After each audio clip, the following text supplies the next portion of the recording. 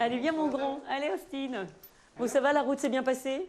La journée commence avec Austin, un bobtail de presque 40 kilos.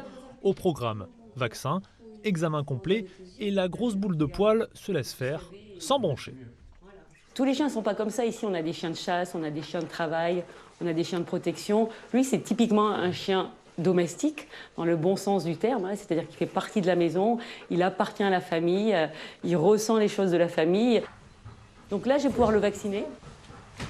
C'est bien, mais tu dis rien. C'est une vraie bonheur, ce chien. Non, il a rien dit. Fin de la consultation et premier imprévu de la journée. Oula, 2 chatons viennent d'être trouvés par une association. tu les as depuis combien de temps? Ça fait un quart d'heure. Ah, on vous prend, il n'y a aucun souci, mais on est blindés aujourd'hui. Les chatons, ce sera pour plus tard, il faut prendre la route. Ah, il y a toujours des imprévus, mais c'est aussi le bon côté de ce métier. On est un peu en retard. On est complètement en retard.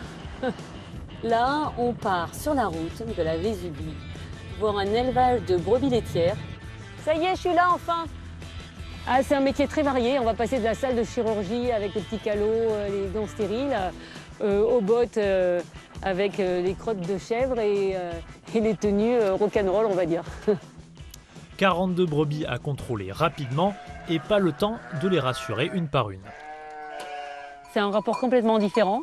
Il est plus rapide, il est plus frontal, il est plus, on va dire, pragmatique. Quand l'animal n'est pas rentable, des fois se poser la question aussi de la non-valeur économique.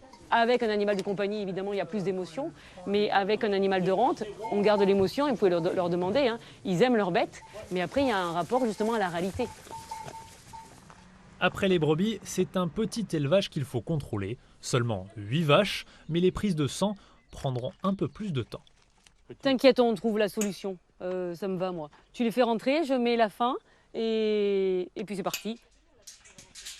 Moi, avant, je faisais le cow-boy aussi rock'n'roll, mais je me suis déjà fait des hernies discales, cassé 2 côtes et tout. Donc oui, on se fait toujours en sécurité. Si elle fait un pas de côté parce qu'elle a peur, elle nous écrase. Donc ça, c'est une réalité. En revanche, on a confiance dans les éleveurs. Et nous, après, quand on y va, il faut rester calme. C'est pareil. C'est pas parce que c'est un gros animal qu'il faut y aller de manière super bourrue comme ça. Seul vétérinaire du secteur, tous les animaux de la vallée de la Vésubie comptent sur elle. Son rythme de travail effréné est devenu une habitude. Les gens ont eu pitié de nous, ils nous ont fait à manger et puis on a réenchaîné ici. On va réenchaîner toute l'après-midi. Vous vous êtes pas arrêté? Ben non, c'est pas arrêté, mais ça arrive souvent. Hein. Et je pense que toutes les professions de santé, on a l'habitude de travailler 12 heures d'affilée.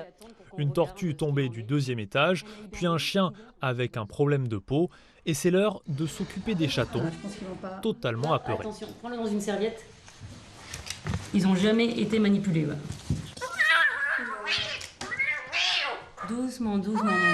Malgré la fatigue, elle prend le temps de les calmer plutôt que de simplement les traiter. Après 35 ans de métier, elle ne se lasse pas de ses journées, ni de sa vallée. Ce pays fait partie de moi. Donc oui, je pense que je me vois un petit peu comme un médecin de village avant, voilà, avec ce rapport qu'il existait.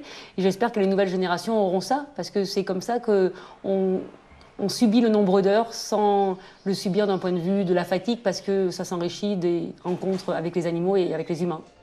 Véronique Ludeni envisage de partir à la retraite dans 5 ans. Elle espère trouver d'ici là quelqu'un pour reprendre la clinique avec autant de passion et de dévouement.